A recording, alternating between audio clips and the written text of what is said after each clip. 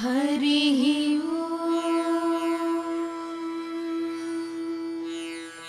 नाम्नां साष्टसहस्रं च ब्रूहि गार्य महामते। महालक्ष्म्या महादेव्या भुक्तिमुक्त्यर्थसिद्धये। श्रीगार्ग्य उवाच सनत्कुमारमासीनं द्वादशादित्यसन्निभम्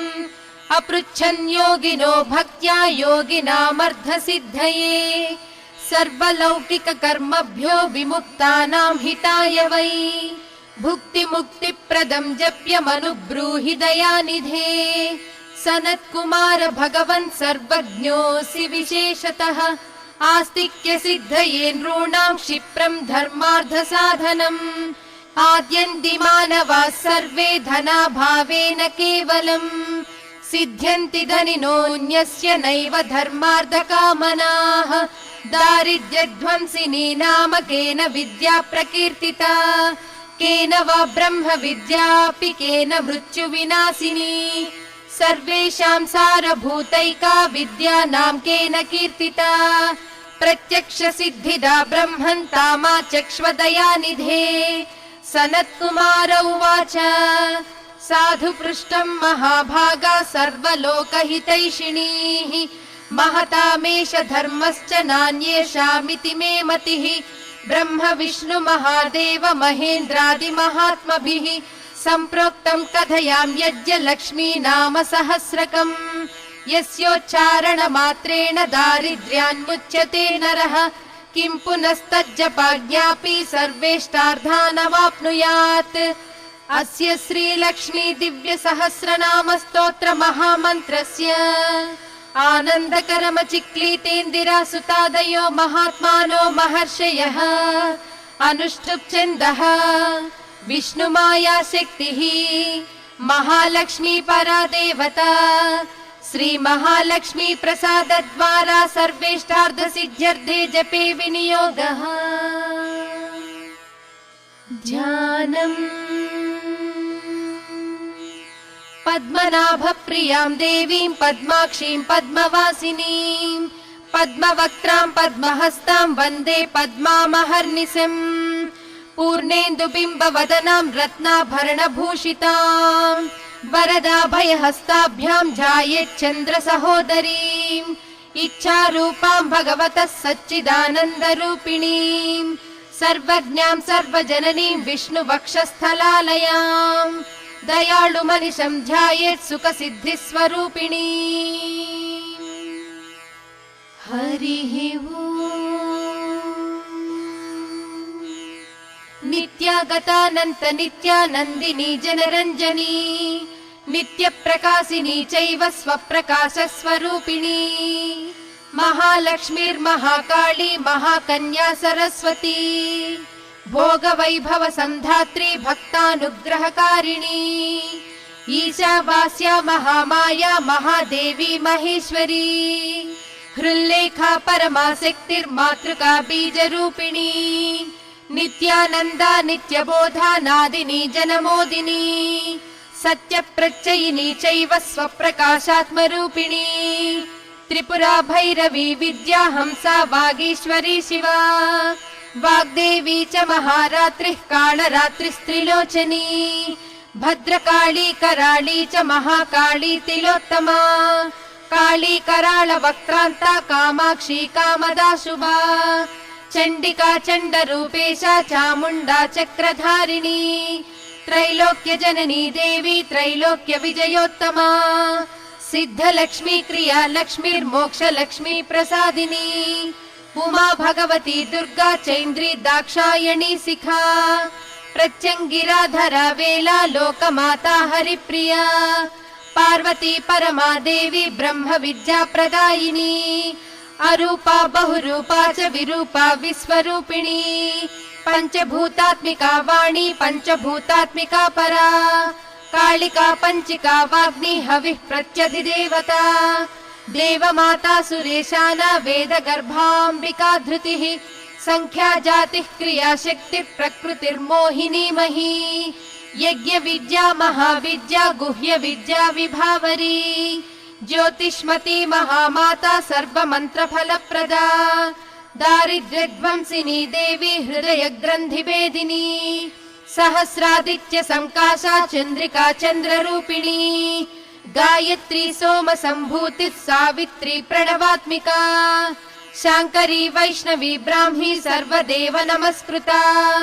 दुर्गा सेव्या कुबेराक्षी करवीर निवासिनी जया च विजया चैव जयन्ती च पराजिता कुब्जिका कालिका शास्त्री वीणा पुस्तकधारिणी सर्वज्ञ शक्ति श्री शक्तिर्ब्रह्म विष्णु शिवात्मिका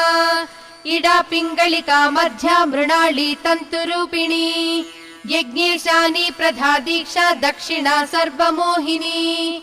अष्टांग योगिनी देवी निर्बीज ध्यान गोचरा सर्वतीर्थस्थिता शुद्धा सर्व पर्वतवासिनी वेद शास्त्र प्रदा देवी षडंगादि पदक्रमा शिवा धात्री शुभानंदा यज्ञ कर्म स्वरूपिणी व्रतिनी मेनका देवी ब्रह्माणी ब्रह्मचारिणी एकाक्षर परातारा भवबंध विनाशिनी विश्वंभरा धराधारा निराधाराधिक स्वरा राका कुहूरमावास्या पूर्णिमानुमति द्युतिः सिनीवाली शिवावस्या वैश्वदेवी पिसंगिला पिप्पला च विशालाक्षी रक्षोघ्नि वृष्टिकारिणी दुष्ट विद्रावणी देवी सर्वोपद्रवनाशिनी शारदा सरसंधाना सर्वशस्त्र स्वरूपिणी युद्ध मध्यस्थिता देवी सर्वभूत प्रभंजनी अयुद्धा युद्ध रूपा च शांता शांति स्वरूपिणी गंगा सरस्वती वेणी यमुना नर्मदा पगा समुद्र वसना वासा ब्रह्मांड श्रेणी मेखला पंचवक्त्रा दशभुजा शुद्ध स्फटिक सन्निभा रक्ता कृष्णा सिता पीता सर्ववर्णा निरीश्वरी कालिका चक्रिका देवी सत्या तु वटुका स्थिता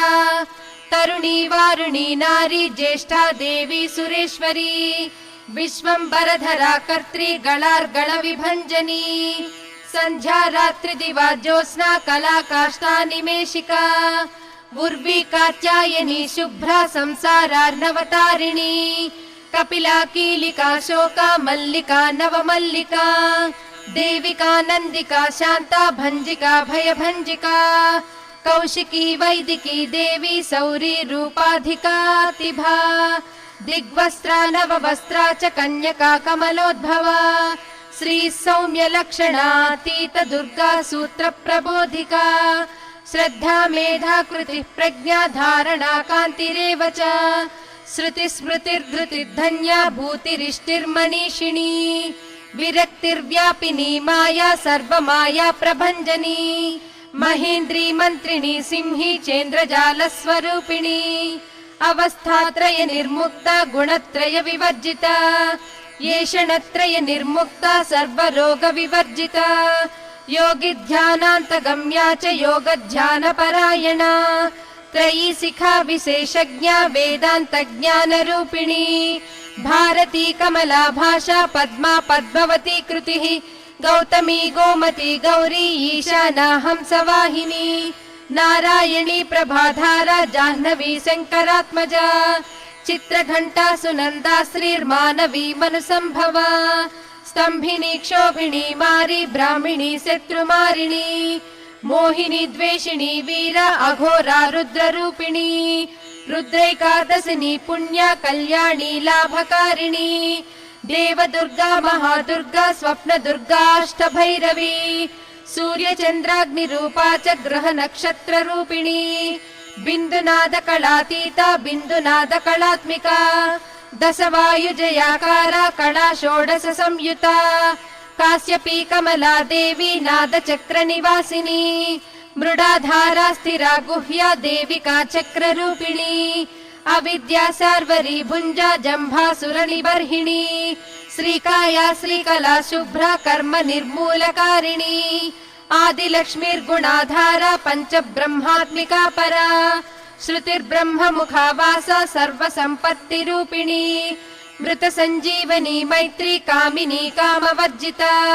निर्वाण मार्गदा देवी हंसिनी कालिका क्षमा सपर्या गुणिनी भिन्ना निर्गुणा खंडित शुभा स्वामिनी वेदिनी सख्या शाम्बरी चक्रधारिणी दण्डिनी मुण्डिनी व्याघ्री सिकिनी सोमसंहतिः चिन्तामणिश्चिदानन्दा पञ्चबाण प्रबोधिनी बाणश्रेणिः सहस्राक्षी सहस्रभुजपादुका सन्ध्या बलिस्त्रिसन्ध्याख्या ब्रह्माण्डमणिभूषणा वासवी वारुणी सेना कुलीका मन्त्ररञ्जनी जितप्राणस्वरूपा च कान्ता काम्यवरप्रदा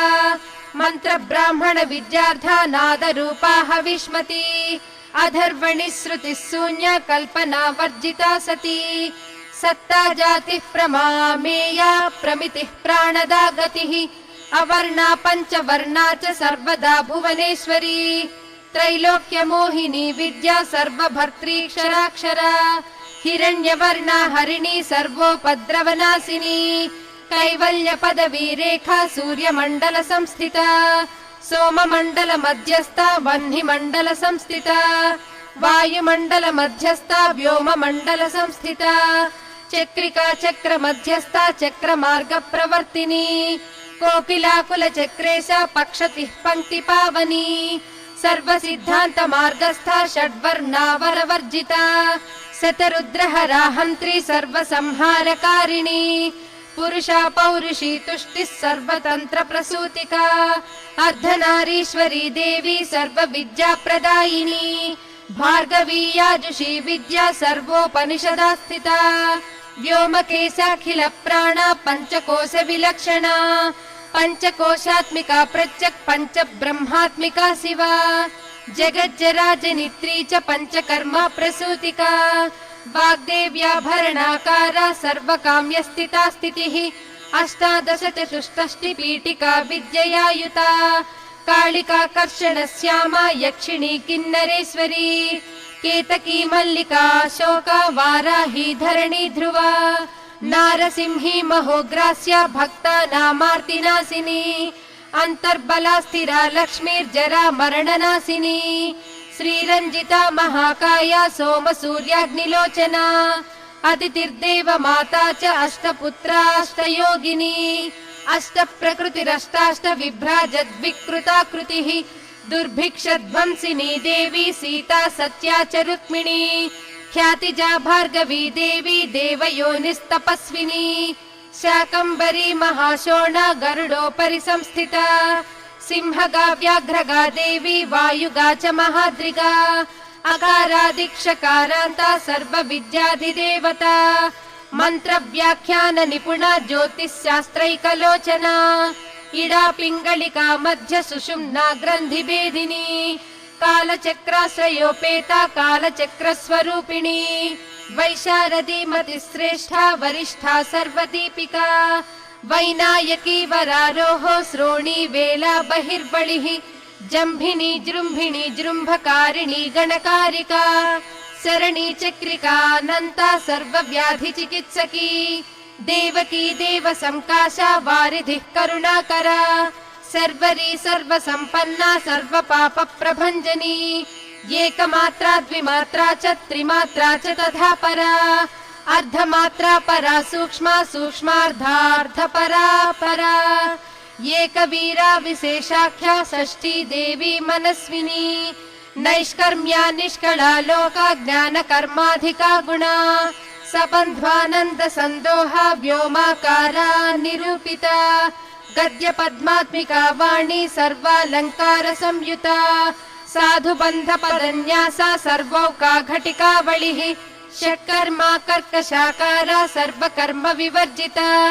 आदित्य वर्णा चापर्णा कामिनी वररूपिणी ब्रह्माणी ब्रह्म संताना वेद वागीश्वरी शिवा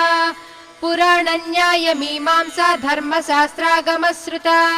सद्यो वेदवती सर्वा हंसी विद्याधिदेवता विश्वेश्वरी जगद्धात्री विश्व निर्माणकारिणी वैदिकी वेद रूपा च कालिका काल रूपिणी नारायणी महादेवी सर्वतत्व प्रवर्तिनी हिरण्यवर्ण रूपा च हिरण्यपद संभवा कैवल्य पदवी पुण्या कैवल्य ज्ञान लक्षिता ब्रह्म संपत्ति रूपा च ब्रह्म संपत्तिकारिणी वारुणी वारुणाराध्या सर्वकर्म प्रवर्तिनी एकाक्षरपरा युक्ता सर्वदारिद्र्यभञ्जिनी पाशाङ्कुशान्विता दिव्या वीणा व्याख्याक्षसूत्रभृत् एकमूर्तिस्त्रयी मूर्तिर्मधुकैटभञ्जनी साङ्ख्या साङ्ख्यवती ज्वाला ज्वलन्ती कामरूपिणी जाग्रन्ती सर्वसम्पत्तिः सुषुप्ता स्वेष्टदायिनी कपालिनी महादंष्ट्रा भ्रुकुटी कुटिलालना सर्वावासा सुवासा च बृहत् सृष्टिश्च साक्वरी छन्दो गणप्रतिष्ठा च कल्माशी करुणात्मिका चक्षुष्मती महाघोषा खड्गचर्मधरासिनिः शिल्पवैचित्र्य विद्योता सर्वतो भद्रवासिनी अचिन्त्य लक्षणाकारा सूत्रभाष्य निबन्धना सर्ववेदार्थ सम्पत्तिः सर्वशास्त्रार्थ मातृका अकारादिक्षकारान्त मात्रा वर्णकृतस्थला सर्वलक्ष्मी सदानन्दा सार विद्या सदा शिवा सर्वज्ञा सर्वशक्तिश्च खेचरी रूपगोच्छ्रिता अणिमादिगुणोपेता पराकाष्ठा परागतिः हंसयुक्त विमानस्था हंसारूढा शशिप्रभा भवानी वासना शक्तिराकृतिस्था अखिलाखिला तंत्र हेतुर्विचित्रांगी व्योम गंगा विनोदिनी वर्षा च वार्षिका चैव ऋग्यजुस्सामरूपिणी महानदी नदी पुण्या गण्य पुण्य गुणप्रिया समाधिगत लभ्यार्था श्रोतव्या स्वप्रिया घृणा नामाक्षर पदा देवी उपसर्गन खांचिता निपातोरुद्वयी जंघा मातृका मंत्र रूपिणी आसीना च शयाना च तिष्ठन्ती धावनाधिका लक्ष्य लक्षण योगाढ्या ताद्रूप्य गणनाकृतिः सैकरूपा नैकरूपा सेन्दुरूपा तदाकृतिः समास तद्धिताकारा विभक्ति वचनात्मिका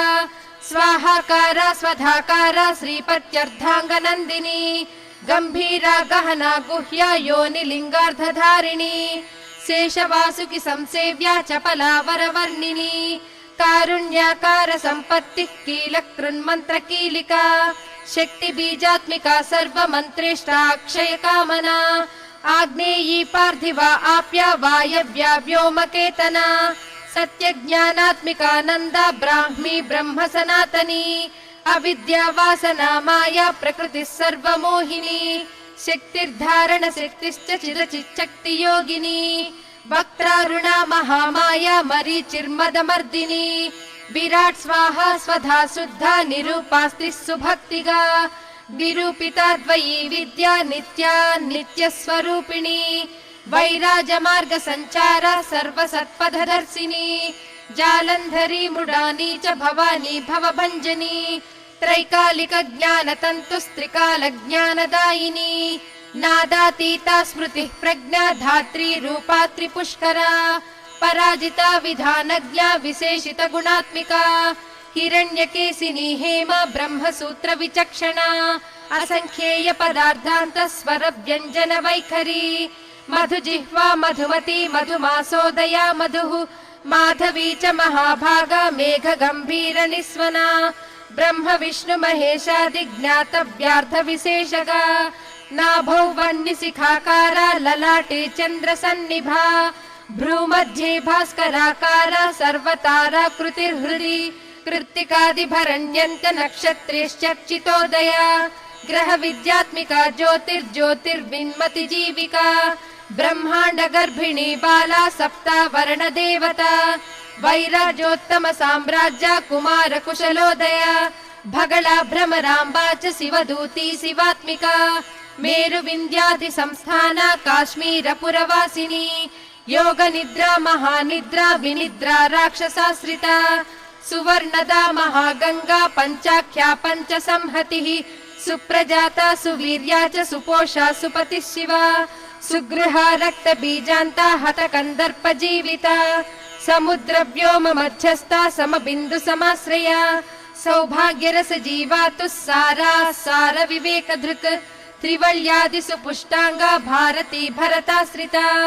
नाद ब्रह्ममयी विद्या ज्ञान ब्रह्ममयी परा ब्रह्मनाडी निरुक्तिश्च ब्रह्म कैवल्य साधना कालकेय महोदार लील विक्रम रूपिणी बडबाग्निशिखा वक्त्रा महाकबलतर्पण महाभूता महादर्पा महासारा महाक्रतुः पंचभूता महाग्रासा पंचभूतादिदेवता सर्वप्रमाणा सम्पत्तिः सर्वरोगप्रतिक्रिया ब्रह्माण्डान्तर्बहिर्व्याप्ता विष्णुवक्षो विभूषिणी शाङ्करी विधिवक्त्रस्था प्रवरावरहेतुकी हेममाला शिखामाला त्रिशिखा पञ्चलोचनी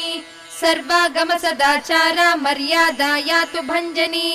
पुण्यश्लोक प्रबन्धाढ्या सर्वान्तर्यामि रूपिणी सामगान समाराध्या श्रोतृकर्णरसायना जीवलोकैक जीवातुर्भद्रोदार विलोकना तटित्कोटिल सत्कान्तिस्तरुणी हरिसुन्दरी मीननेत्रा च नेन्द्राक्षी विशालाक्षी सुमङ्गला सर्वमङ्गल सम्पन्ना साक्षान् मङ्गल देवता देहि हृद्दीपिका दीप्तिर्जिह्म पाप प्रणासिनी अर्धचन्द्रोलसद्धंष्ट्रा यज्ञवाटी विलासिनी महादुर्गा महोत्साह महादेव बलोदया ढाकिनीढ्या शाकिनीढ्या साकिनीढ्या समस्तजुट निरङ्कुशा नाकिवन्द्या षडाधाराधिदेवता भुवन ज्ञान निःश्रेणिर्भुवनाकार वल्लरी शाश्वती शाश्वताकारा लोकानुग्रहकारिणी सारसी मानसी हंसी हंसलोक प्रदायिनी चिन्मुद्रालङ्कृतकरा कोटि सूर्य समप्रभा सुख प्राणि शिरोरेखा सददृष्ट प्रदायिनी सर्वसाङ्कर्य दोषग्नि ग्रहोपद्रवनाशिनी क्षुद्र जन्तु भयग्नि च विषरोगादिभञ्जनी सदा शान्ता सदा शुद्धा गृहच्छिद्र निवारिणी कलिदोष प्रशमनी कोलाहल पुरस्थिता गौरी लाक्षणिकी मुख्या जगन्याकृति वर्जिता माया विद्या मूलभूता वासवी विष्णुचेतना वादिनी वसुरूपा च वसुरत्न परिच्छदा छान्दसी चन्द्र हृदया मन्त्रा स्वच्छन्द भैरवी वनमाला वैजयन्ती पंच दिव्यायुधात्मिका पीताम्बरमयी चञ्चत् कौस्तुभा हरिकामिनी नित्या तज्झा रमा रामा रमणी मृत्युभञ्जनी ज्येष्ठा काष्ठाधनिष्ठान्ता शराङ्गी निर्गुण प्रिया मैत्रेयी मित्रविन्दा च शेष्य शेषकलाशया वाराणसी वासलभ्या आर्या वर्तजनस्तुता जगदुत्पत्ति संस्थान संहारत्रय कारणा त्वमम्ब विष्णु सर्वस्वं नमस्तेऽस्तु महेश्वरी नमस्ते सर्वलोकानां जनन्यै पुण्यमूर्तये सिद्धलक्ष्मीर्महाकाली महालक्ष्मीर्नमोऽस्तुते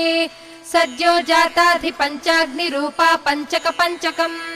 यन्त्रलक्ष्मीर्भवत्यादिराद्याद्येते नमो नमः सृष्ट्यादिकारणाकार वितते दोषवर्जिते जगल्लक्ष्मीर्जगन्मातर्विष्णुपत्नी नमोऽस्तुते नवकोटि महाशक्ति समुपास्य पदाम्बुजे कनत्सौवर्ण रत्नाढ्य सर्वाभरण भूषिते अनंत नित्य महिषी प्रपंचेश्वर नायकी अच्युच्छ्रित पदान्तस्थे परमव्योम नायकी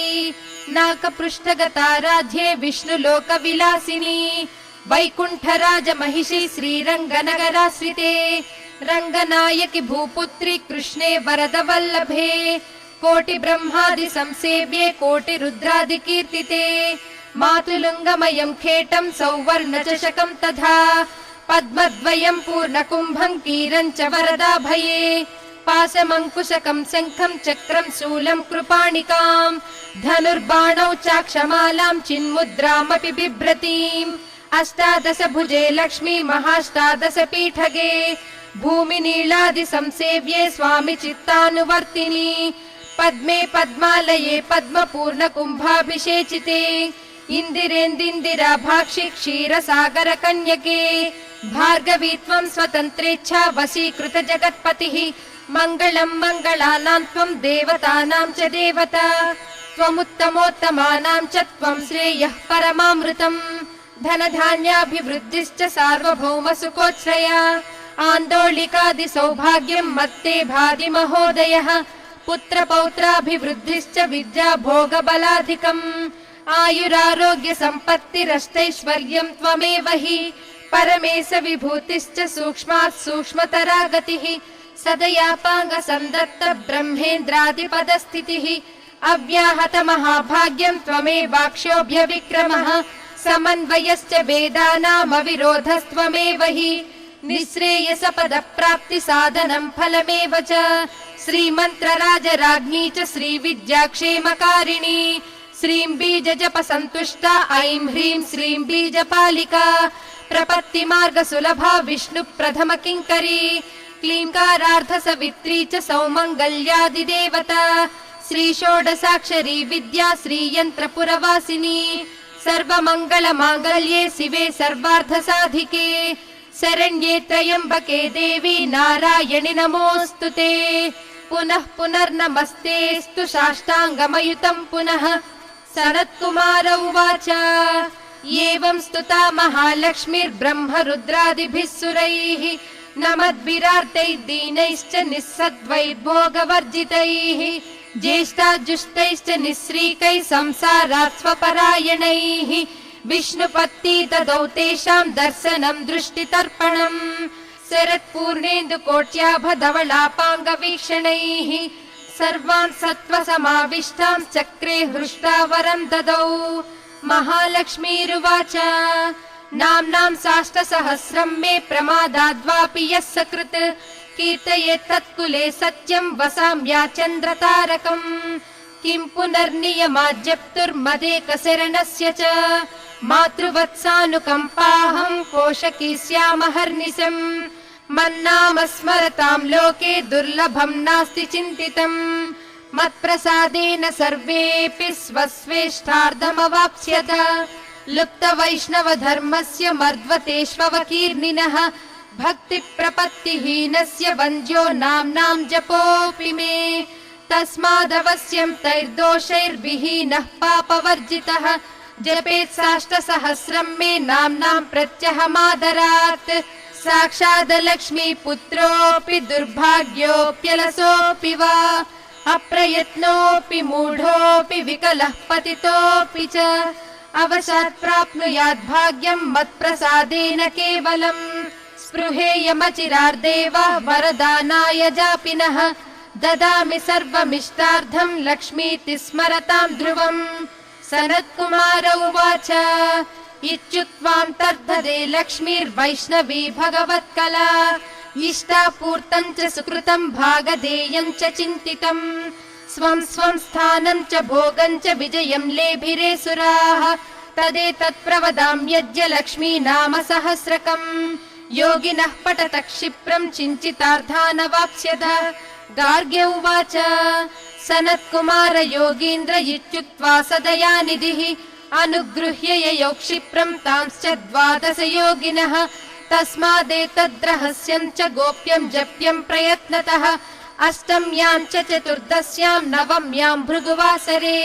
पौर्णमास्यां ममायां च सर्वकाले विशेषतः जपेद्वा नित्यकार्येषु सर्वान् कामान् अवाप्नुयात् इति श्रीलक्ष्मी सहस्रनाम स्तोत्रं समाप्तम्।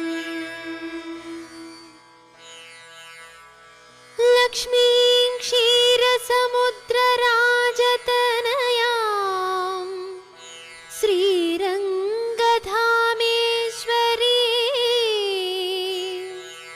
दासीभूत समस्तदेववनिता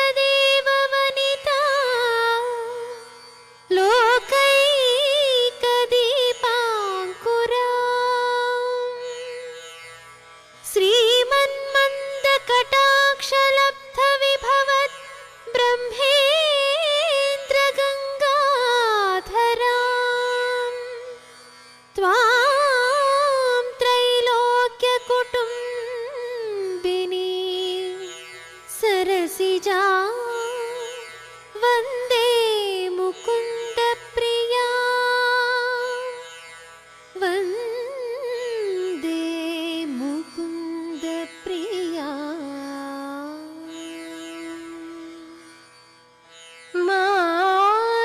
मातर्नमामि कमले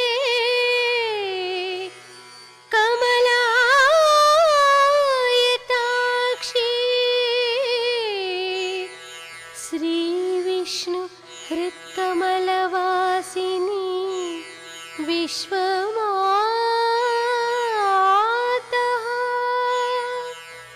क्षीरोदजे कमलकोमलगर्भगौरी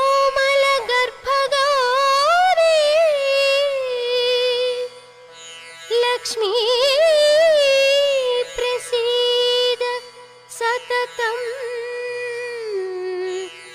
नमतां शरण्ये लक्ष्मी प्रसीद सततं नमतां शरण्ये।